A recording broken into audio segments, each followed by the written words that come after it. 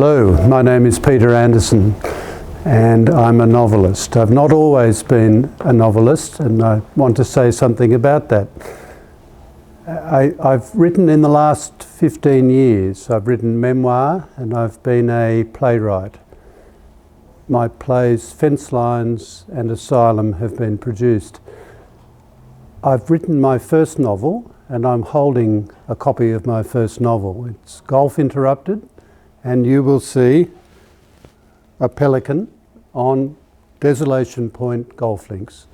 This pelican is Donnie, and Donnie shows the golfer how to use the wind for golf and for life.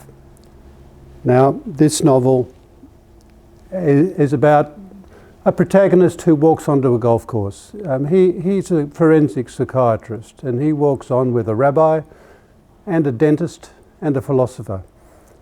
And they set out to play their weekly round at Desolation Point. Before they've even finished the first hole, they're interrupted by the police helicopter, and the psychiatrist is taken to a police siege, which is a terrorist operation. It ends badly, but the golfer returns, and not knowing what else to do, he continues his golf at Desolation Point. He's assisted by Donnie the pelican. You may wonder why. They have a special relationship.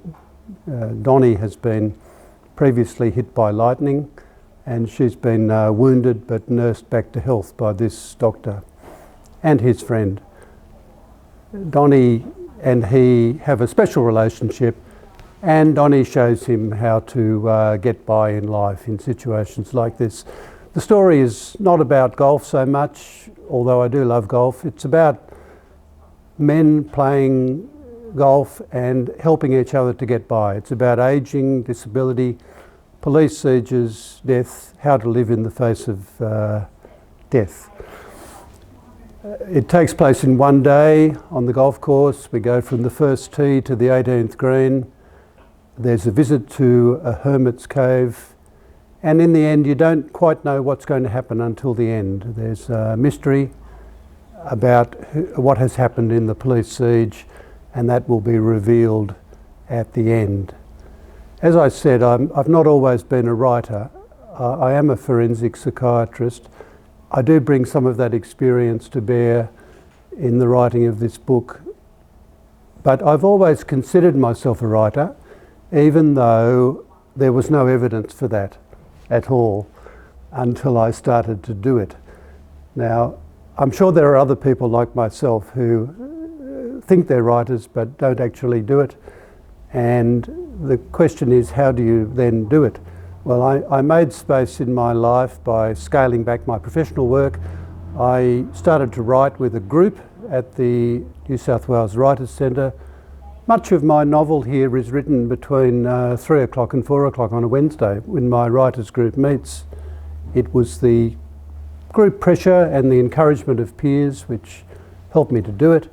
Later on there was a need for a lot of sculpting and shaping and workshopping, and I did that in various venues, some academic through a creative writers program, and through another writers group. I had an assessment of my manuscript. I worked with a mentor, and the whole thing took me 6 years, but it was a part-time operation over that 6-year period.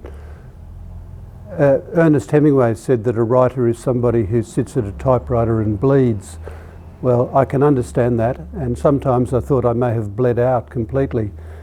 It's also said that writing is part inspiration and part perspiration, the greater part being perspiration. It did take me 6 years. I wrote on the calendar every week how many hours I put into writing, and that kept me going. I tried to transfer my work ethic to my writing task. It was blood, sweat, also tears. I found I would be tearful writing. It told me I was on the right track if that was the case. I still have difficulty reading and become tearful if I read my own work. But I take that as a good thing. You may take it otherwise. I think it might be a tip. I'm not going to speak very long now. My wife told me to keep it short, And that's all I have to say about that. Thank you.